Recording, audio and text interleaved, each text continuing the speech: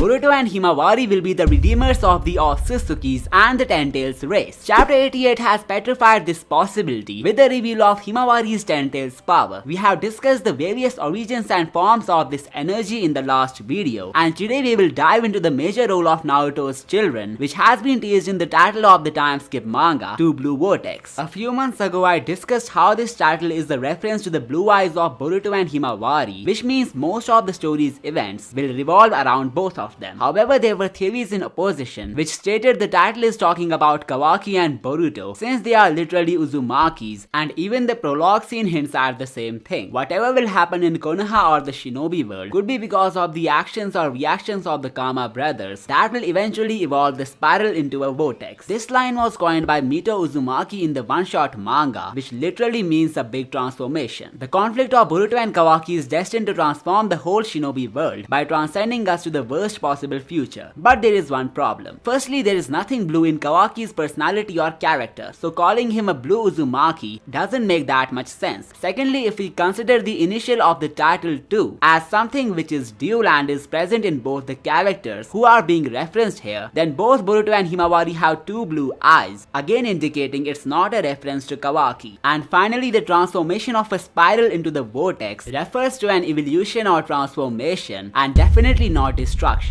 This means the story's second main focus won't be an outsider who stole the life of the protagonist, rather the other child of the previous protagonist, that too for a big reason. Furthermore, Kawaki facing the same fate as his other Kama counterpart Code by facing L's after L's also hint at him not being the one to drive the story forward. He got humiliated plenty of times since the beginning of the time skip, purely symbolizing why overconfidence is not good for anyone. The bold claims of killing every living Otsutsuki condensed to mere fantasies, and it seems like the only reason he's still around in the flash forward is due to the mercy of Jura. So now that we know the story will be carried out by the children of Naruto and not his pathetic stepson who got tossed into a water tank, let's discuss the important role of these two that was being teased from a very long time. The plot of Naruto was supposed to circle around ninjas, but at the very end of the war arc, Otsutsukis were introduced and were said to be the architects of the chakra, which is used by the ninjas on the planet. But even an architect is incomplete without the tools, and these tools that soak up the chakra or energy of a planet were the members of an unfortunate race known as the Ten Tails. Together they turned around the whole dynamic of the story, and it all went even insane with the entry of cyborgs and gods. However, there was something special about Naruto and his wife, which was about to reform the whole notion of the story. In the very first episode, Naruto was revealed as the Jinchuriki of the nine-tailed fox, who was a part of the Ten Tails. Further towards the end, Hinata was unveiled to be the Byakugan princess who inherited the chakra of Hamura Otsutsuki. This strengthened her connection to the Otsutsuki clan, and Naruto got more associated with the Ten Tails after all the Biju agreed to give him their chakra. The six-pack chakra harmonized him with the power of an Otsutsuki too, but he still possessed an abundance of Ten Tails power within him. And when these two prodigies who held the prowess of the strongest living species in the universe conceived offsprings, a never before seen phenomenon occurred. Boruto, the eldest child of them both, strongly inherited the power of Otsutsuki, and Himawari strongly acquired the energy of the Ten Tails. The Otsutsukis are strictly dependent on the Jubi race for the sake of evolution, turning them into predators and prey. However, when these prey awaken consciousness of their own, they can even threaten the most powerful Otsutsukis. The debut of the Shinjus has literally teased a space war type of scenario which is about to go down between the Otsutsukis and the Ten Tails. And just like how Naruto brought light to the whole world in the last Shinobi War, the duty of his children seems very similar, but on a very vast scale. The reason behind this is pretty interesting. I believe Boruto is safe from his own clan, and the Shinjus won't lay a finger on Himawari. Urashiki once said that he's not allowed to kill another member of his clan, but he can steal them for as long as he wants. This means no Otsutsuki is going to kill Boruto, which puts him in a position to hold negotiations with them. This is yet another quality that he inherited from his father, and looking at the circumstances, he could prove really handy to the Otsutsukis if a space war ever happens. Himawari on the other hand seems to be on a level where she is above most of her peers. The only twist is that she has no idea about what she has inherited. This overpowered inheritance could unexpectedly protect her from the wrath of the Shinjus. The reason I think they may abide by the Otsutsuki laws is because of the logic behind this law. I believe the Otsutsukis don't want their race to be extinct. That's why they don't allow its members to kill each other. Same must be the case with the Ten Tails, cause after awakening intellect, they are now aware of the fragility and the injustice that they have been facing since ages. At a crucial period of time like this, encountering a person who holds the same chakra as them is a very rare event, and it won't make sense for them to kill this person at any cost. Moreover, Himawari's chakra can stem from either Kurama, if my reincarnation theory from the last video is correct, or possibly the Ten Tails, which is more likely the case cause the intensity of this beast even frightened Daemon. Now here is the point which sums up all these dots. The most powerful known entity in the verse right now is Shibai Otsutsukis. He seems to have created different worlds with omnipotence and is pretty much pulling all the strings from behind. He became a god after consuming the chakra fruit of millions of planets, which means a lot of Ten Tails had to lose their lives because of this deity. In the most unexpected turn of events, Jura has also expressed his desire to evolve himself. Normally there hasn't been any account of Ten Tails evolving. They were usually divided or transformed, but evolution was never their cup of tea. So when a living god tree, that's what the official translation refers them as, expresses the desire of evolving itself, it could only mean one thing: vengeance. A full-fledged revenge on the Otsutsuki clan as well as their gods for subjecting cruelty on them since ages. Otsutsukis are creatures who are designed to chase power, but the Ten Tails will chase power for a purpose. And not to mention, these creatures are the only ones who could truly dethrone the gods of the Otsutsukis, only because they have lived on the bodies of this species for centuries, which means they have the capability of consuming them effortlessly. Not even the deities are safe from them, and to prove my claim further, Daemon, who has been modified with the powers of Shibai, was afraid of the intensity that he felt from Hima. Now that it's clear it was the Ten Tails energy, it seems like the countdown for the Otsutsukis to prepare for a real war has begun. This further proves that Himawari's power is necessary to bring the Otsutsuki clan down. If it can scare someone with the power of an Otsutsuki god, it will definitely come handy in eliminating the entities who are below that level. Before we understand how the sibling duo could potentially find a resolve to this forthcoming conflict, take a look at these two panels. Here Boruto and Himawari convey their need of being or becoming shinobi for different reasons. Himawari wanted to be one in order to help her brother Boruto. She wanted to help him in any way possible, and it seems like her wish was granted in the most unexpected way. As for Boruto, he wants to rekindle the shinobi age that has been extinguished by Kawaki in the future. In both cases, the siblings are attached to their shinobi roots when it comes to protecting or preserving the one they love. In Hima's case, it's her brother that she wants to protect, and for Boruto, the preservation of the shinobi system is the need of the hour. And this unique attribute of the shinobis will determine the role of the vortex siblings. There is a trilogy concept from Hinduism which comprises of creator, preserver and destroyer. By looking at how the story is growing, it seems like this concept will be implemented in the plot very soon, with the Ten Tails or Shinjus being the creators, Otsutsukis being the destroyers, and finally shinobis being the preservers. The reason I think the Jubi will be the creators is firstly due to the mechanism behind the chakra fruit and how it compiles the life of the whole creation. Secondly, the goal of the Shinjus could be to awaken consciousness in their whole race in order to outshine Otsutsukis and see the light that they deserve. This yet again turns them into a species that promotes creation over destruction. And as I explained earlier, the shinobis or the two blue vortex siblings could be the ones to preserve both the races properly. So now that we know what's the duty of the new age heroes, let's understand how they will preserve peace between the two ruthless clans. I believe the concept of vortex has something to do in the preservation